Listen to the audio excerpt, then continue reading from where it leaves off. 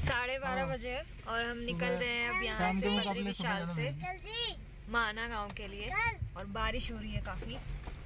माना गांव तो दिखाते हैं आपको यहाँ की वादियाँ। ये हमारे देश का आखिरी गांव है। इसके आगे सिविल्स को जाने की परमिशन।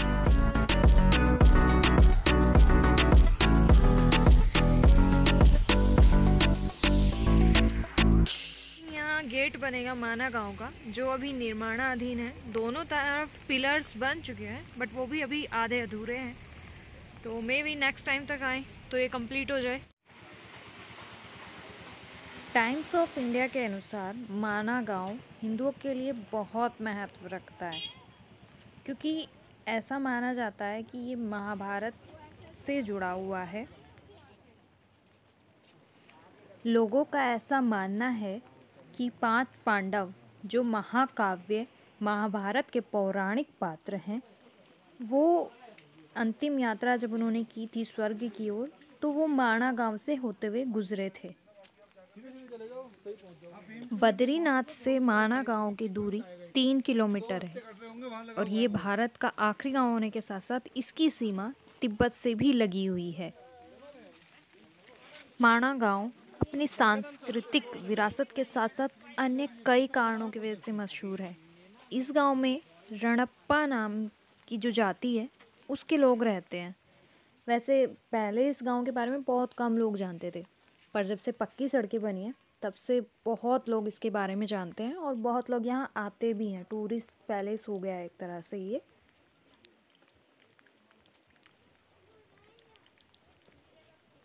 इस गांव की एक मान्यता ये भी है कि इस गांव को भगवान शिव का विशेष आशीर्वाद मिला हुआ है कि जो भी यहाँ आएगा उसकी गरीबी दूर हो जाएगी।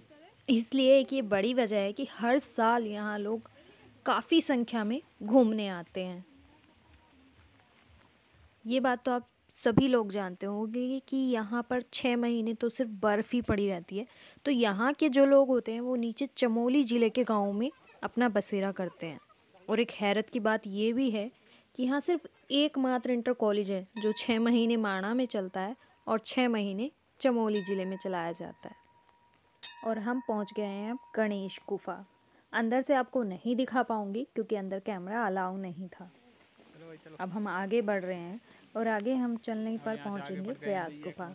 आई थिंक उसमें भी कैमरा अलाउ नहीं होगा तो अंदर का आपको नहीं दिखा पाऊंगी। माणा गांव की आबादी मात्र 400 के करीब है और यहाँ केवल लगभग 60 या 70 के आसपास ही घर हैं और ज़्यादातर घर 2 मंजिल बने हुए हैं और इन्हें बनाने के लिए मोस्टली लकड़ी का प्रयोग किया गया है।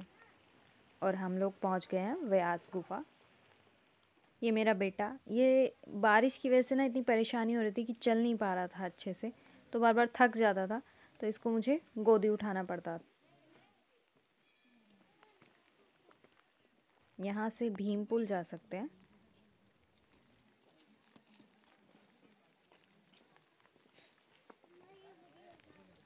और ये हम पहुँच गए हैं व्यास गुफा। व्यास गुफा के बारे में ऐसा कहा जाता है कि वेद व्यास जी ने जो है यहीं पर पुराणों की रचना की थी और वेदों को 4 भागों में बांटा था। ये देखिए यहाँ पर बने हुए हैं वेद व्यास जी।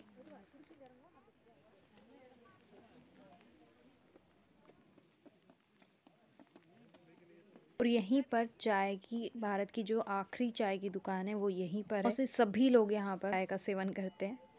और चलिए अंदर दर्शन कर लेते हैं।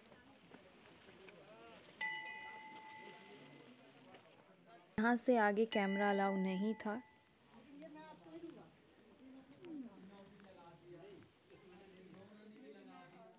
दर्शन करने के बाद हम लोगों ने भी वैसे चाय पी थी, चाय का लुत्फ़ उठाया था आखिरी दुकान पर। आगे बढ़ते हैं अब भीम पुल की तरफ। ये देखिए इस शिला पर जो है एरो भी लगे हुए हैं कि इस तरफ व्यास गुफा है और इस तरफ नीचे की तरफ जो है भीम पुल का रास्ता है।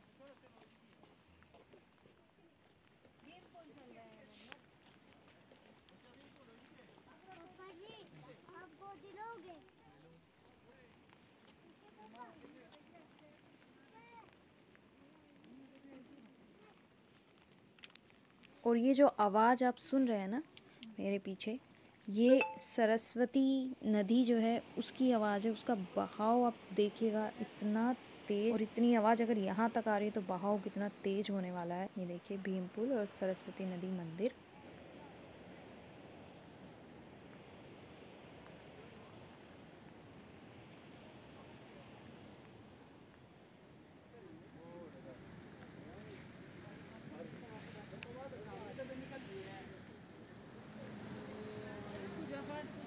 ये लीजिए, दर्शन कर लीजिए सरस्वती माता की मूर्ति के। और ये देख सरस्वती नदी का बहाव। और भीम पुल से एक रोचक लोक मान्यता भी जुड़ी हुई है। ऐसा कहते हैं कि जब पांडव इस मार्ग से गुजरे थे तब वहाँ दो पहाड़ियों के बीच बहुत गहरी खाई थी जिसे पार करना आसान नहीं था। तो कुंती पुत्र भीम ने एक बड़ी चट्टान को उठाकर फेंका था और इस खाई को एक चट्टान से पुल के रूप में परिवर्तित कर दिया था। ये देखिए, ये सरस्वती माता का मंदिर है जो अभी निर्माणाधीन है, जिसका कार्य चला हुआ है। मोस्टली घरों की दीवारों पर बहुत अच्छी अच्छी पेंटिंग्स यहाँ पर बनी हुई हैं। आगे भी देखिए, आगे शिवजी महाराज की बनी हुई है, सामने देख पा रहे होंगे। और ये फ्लावर्स हैं, इधर भी देखिए घरों पे फ्लावर्स बने हुए हैं। और ये शिवजी महाराज। वो जो ट्रैक देख रहे हैं आप ऊपर, वो इंडियन आर्मी के लिए है, सिविल्स के लिए नहीं है। वहाँ सिविल्स अलाउ नहीं है।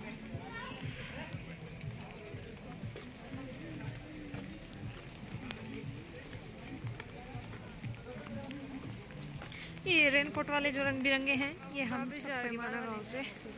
बारिश की वजह से काफ़ी परेशानी हो रही है। कल सुबह रात से बारिश यहाँ बंद ही नहीं हो रही है। इतनी तेज़ नहीं है, हल्की है, लेकिन परेशानी हो ही रही है। बारिश की वजह से एक तो ये रेनकोट पहनना पड़ रहा है और आने जाने में भी दिक्कत है, रास्ते में कीचड़ हो रहा है।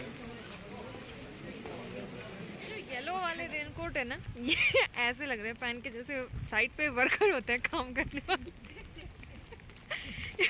Pink and green is okay, अच्छे लग रहे हैं, बट येलो वाले तो ऐसे लग रहे हैं वर्कर